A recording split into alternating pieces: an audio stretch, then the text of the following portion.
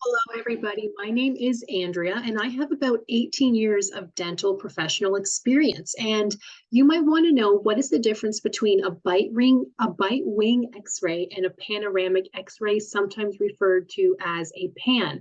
So, if you're going to the dentist and we're talking about different X-rays, you kind of want to know, well, do I really need them? How often do we take them? How much do things cost? So, I'm going to share that with you.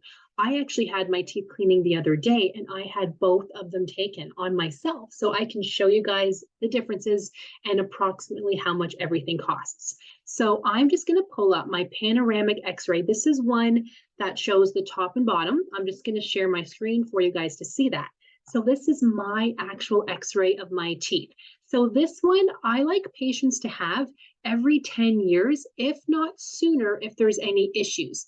This is a common x-ray we take if somebody is 15 or like early teenage years and we're talking about the wisdom teeth. This x-ray is the only way to see the wisdom teeth. I don't have my wisdom teeth, so you can't see them here, but they would be further back. There would be another molar back here. We can't get that other x-ray, that like tinier one that you have to bite on that tab.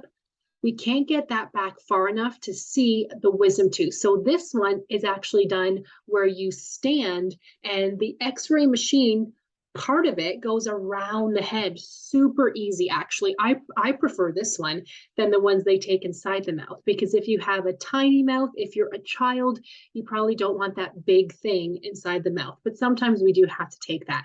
But this panoramic one is done around the head, okay? And we like to take this one too on children. If they have a hard time putting those x-rays inside the mouth to take them internally, we like this one because this can also show eruption patterns. So it shows us the baby teeth. It shows us the the baby teeth and then the permanent teeth. So it can show us the permanent teeth coming in.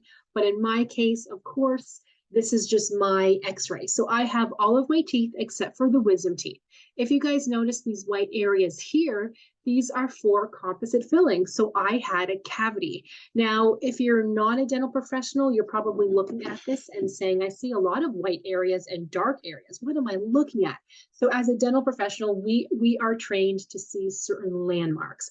I'm not a dentist, so I'm not allowed to diagnose anything on the x-ray, but I like to talk to my patients about x-rays all the time. So I point out things like, see this white area here, this white area here, and this white area, and even this one. Those are whiter than those other white areas. So that is showing us that composite filling. If I ever had a root canal, which I have not, but if I had, you would actually see a white line in the actual nerve of that tooth. Our nerves are black, okay, in the x-ray.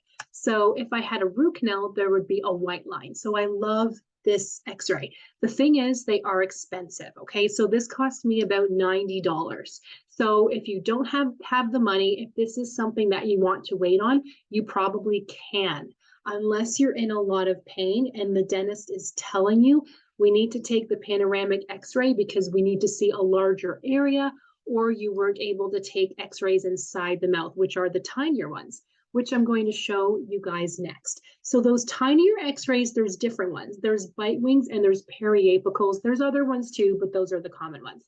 So a bite wing, just to show you guys what that looks like, I'm going to share my screen for a moment. Notice how this one looks very different compared to the other one. This is lopsided. There we go. Is that the right way? Yes, it is. So that's better. So see how it's just showing a certain area, but we can see in between the teeth. This x-ray we take to check for cavities because cavities hide in between the teeth. If you guys notice, so we look for black areas. Again, if you're a not trained dental professional, you're probably looking at this and seeing black everywhere, okay? But we look for specific tiny black areas. I do have a couple. I do have what's called incipient cavities. So they're so tiny, the enamel has started to become affected, but the cavities aren't big enough to do a filling because they're not through the enamel yet. So yes, there is such a thing as having a cavity, but not needing to fix it because it's just that small. So this is what a bite wing is. We can see in between the teeth and the top and bottom teeth at the same time. So if you guys have any questions about those, please let me know. The panoramic x-ray, like I said, I like to take on patients every 10 years just to get a good overall picture. Or if the patient is in pain, or if they're at the age where it's time to get the wisdom teeth taken out, we need to take that x-ray. There's many other reasons, but those are the more common ones. Bite wing x-rays, though, are very important.